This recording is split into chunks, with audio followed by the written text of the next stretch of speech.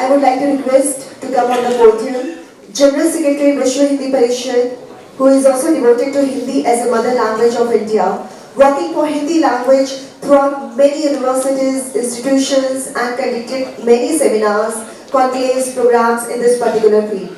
He represented India at the Rajya Bhasha programs conducted by Government of India in abroad like Mauritius with Minister Sushma Swaraj, and also recently he went to Fiji as a speaker in the program Vishwa Hindi Sammelan organized by Government of India Home Ministry. He also visited Vietnam recently for the same.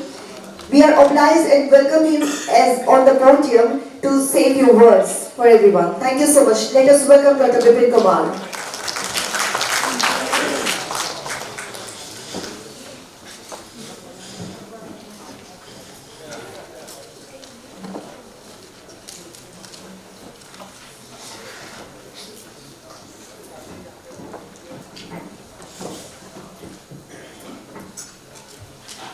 मंच पे उपस्थित आज के कार्यक्रम के मुख्य अतिथि Ramakrishna mission आश्रम के सचिव परम श्रद्धेय स्वामी सर्वलोकानंद जी महाराज, आज के कार्यक्रम के अध्यक्ष संघ के वरिष्ठ प्रचारक जिन्होंने विश्व के अलग अलग देशों में संघ का प्रचार प्रसार किया, ऐसे वरिष्ठ प्रचारक श्रीमान रवि अय्यर साहब, इंटीग्रेटेड आयुष काउंसिल के अध्यक्ष एवं प्रख्यात चिकित्सक डॉक्टर सिस्टा बासु नड्डा जी, और भारत सरकार के वरिष्ठ अधिकारी फूड एवं कंज्यूमर अफेयर्स के एडिशनल सेक्रेटरी श्री शांतनु जी, पटना विश्वविद्यालय के प्राचार्य रहे डॉक्टर ब्रह्मानंद पांडे जी,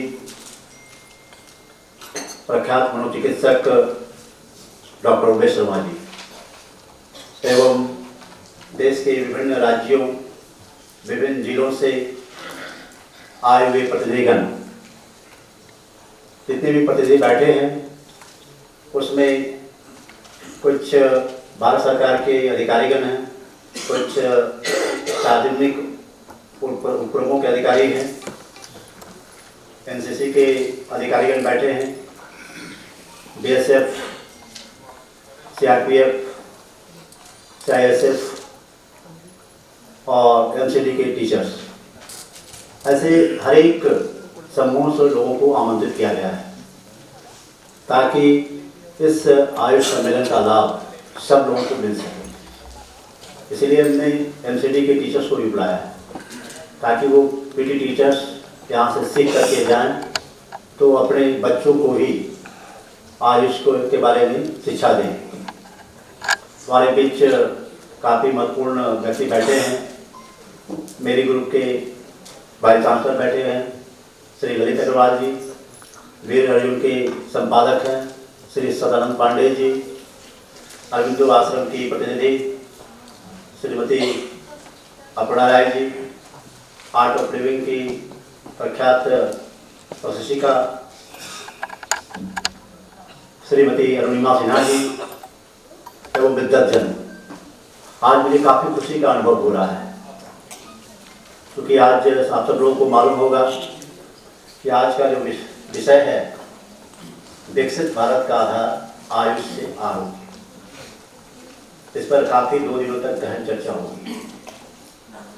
इसमें हम लोग इस में चर्चा करेंगे work life balance through science of living. हमारे बीच काफ़ी अच्छे एक्सपर्ट यहाँ पे मौजूद रहेंगे। डॉक्टर विजय नागुरी जो जोधपुर से आए हैं और मेडिकल एस्ट्रोलॉजी पे उनका काफ़ी बढ़िया स्पीच होगा। ऐसे एम्स के सफदरजंग से और all India institute of Ayurveda के काफ़ी डॉक्टर्स लोग रहेंगे और 2 दिनों तक हम लोगों को बहुत कुछ सीखने जानने को मौका मिलेगा। लेकिन सबसे बड़ी खुशी की बात यह है कि कि आज मंच पे हमारे बीच मौजूद है परम श्रद्धेय स्वामी सर्वलोकानंद जी। मुझे इसलिए खुशी हो रही है कि मेरा बचपन से ही जुड़ाव रामकृष्ण मिशन आश्रम से रहा है। स्वामी जी की काफ़ी पुस्तकों को मैंने पढ़ा है और उनसे हमारा मानस काफ़ी प्रेरित हुआ है। स्वामी जी का एक वाक्य मैं आप लोगों को बताना चाहूँगा। उन्होंने कहा है कि अपने आप पर विश्वास, देश के 33 करोड़ देवी देवताओं पर भी आपका विश्वास खो जाए और अपने आप पर विश्वास नहीं हो तो आपका कभी भी कल्याण नहीं हो सकता। आज का सम्मेलन का उद्देश्य कुछ और है। हम इसलिए यहाँ पे नहीं बुलाते कि आप लोगों को बहुत ज्ञान की बातों को बताया जाए। हम यहाँ पे इसलिए बुलाते हैं कि आपके मन का संकल्प को जागृत किया जा सके। आप हैं कौन? आपकी अपनी संस्कृति, अपनी भाषा, अपने जो पद्धति है उस पर कैसे विश्वास है। कालांतर में जब हमारा देश एक समय सोने की चिड़िया कही जाती थी, काफी विकसित था और धीरे धीरे हम अपनी संस्कृति से कटते गए, अपने आप को जानना भूल गए। क्या आप लोग बता सकते हैं आपके जीवन में खुशी और दुख किस बात पर निर्भर करता है? प्रेम रावत जी ने इसके बारे में बहुत अच्छा कहा है कि आप अपने आप को जितना ज़्यादा से ज़्यादा अपने आप को जानते हैं उतना ही ज़्यादा आपके जीवन में खुशी का संचार होता है। तो इंसान के सुख दुख का सबसे बड़ा कारण है अपने आप को नहीं जानना, अपने आप को नहीं पहचानना। और इस सम्मेलन का एक उद्देश्य होता है, अपने आप को जानिए, अपनी संस्कृति को जानिए, अपनी चिकित्सा पद्धति को जानिए, अपनी भाषा पे गर्व कीजिए, तो जाकर के आपका कल्याण होगा, आपका विकास। मैं इस मंच से माननीय प्रधानमंत्री श्री नरेंद्र मोदी जी को धन्यवाद देना चाहूँगा, जिन्होंने पदभार ग्रहण करते ही सबसे पहले आयुष को अलग मंत्रालय बनाया। आज उनके नेतृत्व में आप देख रहे हैं कि जिस तरीके से अपनी भाषा में बात करते हैं, विदेशी सरजमी पे भी जहाँ जाते हैं तो अपनी भाषा में बात करते हैं। तो आज 150 देशवासियों का 150 करोड़ देशवासियों का मनोबल ऊंचा होता है। आज उनके प्रयास से विश्व योग दिवस 21 जून को मनाया जाता है। यह हम सब लोगों के लिए बहुत ही गर्व का विषय है, बहुत ही फख्र का विषय है कि आज पूरी दुनिया हमारे ज्ञान, हमारी संस्कृति को अपना रही है। भारत विश्व गुरु बनने की राह पे है। तो निश्चित रूप से आज का ये दिन जो है बहुत महत्वपूर्ण है और यह कार्यक्रम होली के पूर्व किया जा रहा है। इसीलिए इस कार्यक्रम का नाम दिया गया है आयुषोत्सव। आयुष को एक उत्सव के रूप में लेना है, एक संकल्प लेके जाना है। इस होली को आयुष के रंग में रंगना है ना। अपने आप को आयुष के प्रति दृढ़ आस्था लेकर जाना है। जब आयुष हमारा ये भी रहता है कि हम अपने इस आयुष सिस्टम को जानें, समझें, उस पर विश्वास करें। आप लोगों को कुछ भी होता है तो तुरंत दवा खाते हैं, क्या उसका कुछ अल्टरनेटिव है? क्या कैसे हम दूसरी पद्धतियों को अपना करके हम ज़्यादा स्वस्थ रह सकते हैं? जैसे यहाँ पे श्रीमती अरुणिमा सिन्हा जी बैठे हैं और ऑर्थोपेडिक का प्रचार प्रसार करती हैं, तो किस तरीके से इम्यून सिस्टम बढ़े, कैसे हमारा लक्ष्य जो है ज़्यादा हेल्दी हो।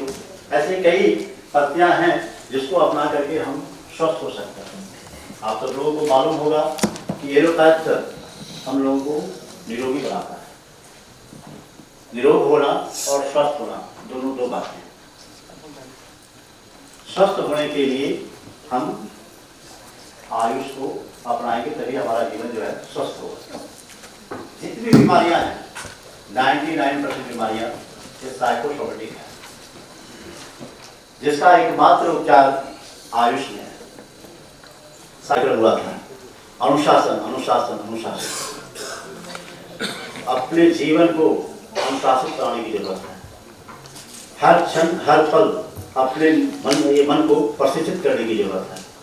ऐसे कई आपको उदाहरण आपने दिया था जो काफ़ी प्रेरणास्पद था और हम लोग उससे काफ़ी लाभान्वित हुए थे और आज भी मुझे काफ़ी कुछ याद है। तो आज आपके वाणी से फिर हम लोग लाभान्वित होंगे। आज हमारे बीच जो श्रीमान रवि अय्यर जी हैं, उनका सानिध्य आयुष्मान को, विश्व हिंदी परिषद को मिलता रहता है।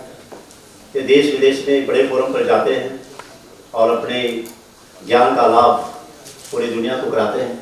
आज बहुत सौभाग्य है कि मेरे आमंत्रण पे, विशेष आमंत्रण पे को स्वीकार कर आप हमारे बीच मौजूद हैं। भारत सरकार के जो वरिष्ठ अधिकारी हैं, श्रीमान शांतनु जी, अधिकारी के तौर पे एक अलग पहचान तो है ही, साथ ही साथ आयुष अपनी भारतीय संस्कृति, भाषा को लेकर भी इनका काफ़ी बड़ा योगदान है। अभी जब पिछले दिनों आपसे बात हो रही थी तो मैं नहीं जानता था कि इतने वरिष्ठ अधिकारी, आयुष अधिकारी, आपका हिंदी के प्रति इतना लगाव है, कविताओं के प्रति इतना लगाव है और हजारों कविताओं को आपने रचना किया है। मैं तो सोचा था कि 2-4 कविताएं 1000, मैं तो सोचा था कि 2-4 कविताएं आपने लिखा और सभी कविताएं एक से बढ़कर एक है। और पिछले बार जब कोरोना का समय था और कोरोना काल में हम लोग आयोजन करना चाह रहे थे हिंदी दिवस कार्यक्रम का, और उस समय बार बार अखबार में ये खबर आ रही थी कि कोरोना अभी भी फैलने का डर है और मेरा मन नहीं मान रहा था। तो मैंने आपसे अनुरोध किया कि मैं चाहता हूँ कि ये कार्यक्रम हो। तब इन्होंने सहर्ष स्वीकार किया। तब आप पंडित के डीजी भी थे और इन्होंने ये कार्यक्रम वहाँ कराया और वो कार्यक्रम काफ़ी सफल रहा, उसकी काफ़ी चर्चा हुई, वहाँ के बच्चे भी काफ़ी लाभान्वित हुए। मंच पे मौजूद हैं डॉक्टर सिस्टर नड्डा जी, एक प्रख्यात चिकित्सक होने के साथ साथ ही आयुष का प्रचार प्रसार कैसे हो, लोग पूर्ण स्वस्थ कैसे हो, इसकी चिंता करते हैं। आपको मेरे अनुरोध पे इंटीग्रेटेड आयुष काउंसिल के चेयरमैन का दायित्व तो आपने स्वीकार किया है और आयुष को बढ़ावा देने के लिए आपका काफ़ी प्रयास रहता है। और आज हमारे बीच में एक ऐसे व्यक्तित्व मौजूद हैं, प्रोफेसर डॉक्टर परमानंद पांडे जी, जिनका मेरा विद्यार्थी जीवन से ही लगाव रहा है।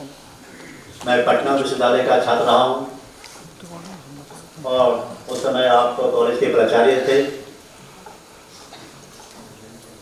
उन दिनों भी जब मैं पढ़ाई करता था तो आयुष के प्रति मेरा गहरा लगाव था और इस बात के साक्षी आप हैं। न केवल साक्षी हैं बल्कि इन्होंने अपना पूरा समर्थन दिया। ये कहते हैं कि इंसान का डेस्टिनी पहले से तय होता है।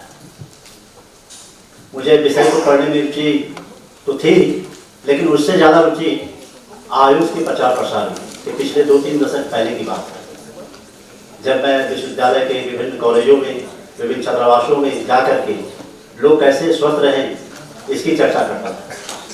तो हर छोटे बड़े कार्यक्रम में आपका सहयोग मिलता था, आपका मार्गदर्शन मिलता था और उससे हम लोगों का मनोबल ऊपर ऊंचा उठता था। तो आपको आज के इस कार्यक्रम में आने के लिए जितना साधुवाद दिया जाए कम होगा। डॉक्टर उमेश शर्मा जी जो प्रख्यात मनोचिकित्सक हैं, मेरे अनुरोध पर यहाँ पे आए हैं। अभी प्रथम सत्र को उन्होंने संचालित किया, उनका काफ़ी मार्गदर्शन मिला है। ये कार्यक्रम नेशनल आयुष कॉन्फ्रेंस कैसे सफल हो इसकी पूरी पृष्ठभूमि उन्होंने बनाई है और हमेशा चर्चा करते रहते हैं। और उन्होंने ही कहा था कि इस कार्यक्रम में हर एक वर्ग के लोगों को बुलाइए, चाहे वो स्कूल के टीचर भी हो, सेना के अधिकारी भी हो, पारामिलिट्री के अधिकारी हो, भारत सरकार के अधिकारी हो, कुछ सार्वजनिक प्रमुख अधिकारी हो, ताकि सभी लोग आ करके इस कार्यक्रम से सीखें और जा करके फिर समाज और देश को लाभान्वित करने का प्रयास करें। तो मुझे बहुत खुशी हो रही है कि आप सब लोग विद्वतजन यहाँ पे उपस्थित हैं और आप सब लोगों को आयुष से काफ़ी लगाव है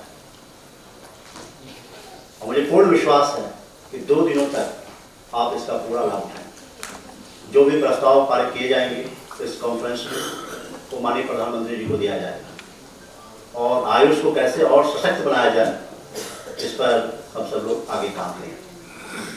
तो मैं अब अपने वाणी को विराम देना चाहूँगा। जय हिंद, जय भारत।